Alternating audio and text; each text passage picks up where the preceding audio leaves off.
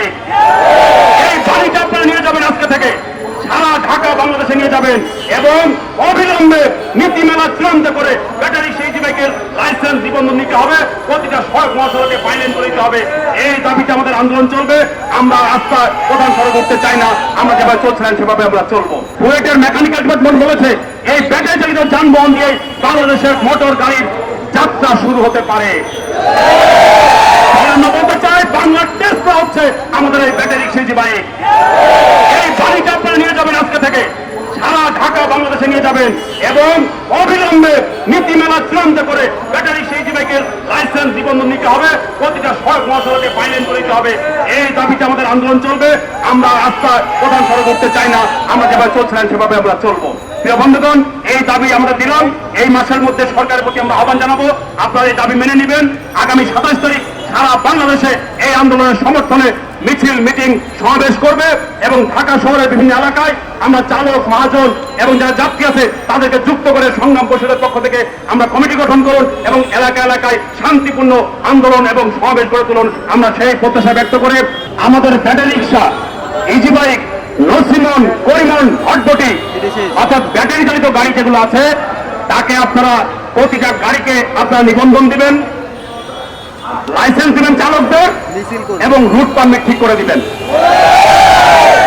আমরা বলতে চাই এই খসড়া নীতিমালা ইতিমধ্যে চূড়ান্ত একটা খসড়া জায়গায় আছে, এটা কেন চূড়ান্ত করা হচ্ছে না? আর আমরা বলতে চাই আমরা ঢাকা শহরের রাজপথে চলতে চাই না, আমরা মহাসড়কে উঠতে চাই না। আমরা বলতে চাই মহাসড়ক আপনারা গিয়েছেন না ঢাকা ভাঙা হাইওয়ে সড়কে? ওখানে ঢাকা ভাঙা হাইওয়ে সড়কের পাশে একটা রোড আছে, নাম কি? বাইপাস বা সার্ভিস রোড। আমরা বলতে চাই ওই সার্ভিস রোড দিয়ে আমাদের গাড়ি চলবে, মহাসড়ক উঠবে না। একইভাবে ঢাকা শহরেও আমরা বলতে চাই আমরা প্রধান সড়কে চলবো না, পাশে সাইড রোড করে দেন, ওখান দিয়ে আমরা চলবো। ঢাকা আশুলিয়া আপনার যমুনা ব্রিজ পর্যন্ত আপনারা গেছেন না হাইওয়েতে, ওখানেও পাশে রোড করা আছে। ফলে আমরা চাই প্রতিটা সড়ক মহাসড়কে বাইলেন সার্ভিস রেট করে দেন। আমাদের স্বল্প গতির গাড়ি, এই গাড়ির গতি 25 থেকে 30 কিলোমিটারের মধ্যে আমরা সম্ভব এবং সেই গতিতে গাড়ি চলবে। এবং আমরা বলতে চাই আমাদের চালকদেরকে, আপনার ট্রাফিকদেরকে আমরা অনুরোধ করবো আপনারা প্রশিক্ষণ দেন, নীতিমালা তৈরি করে প্রশিক্ষণ দেন।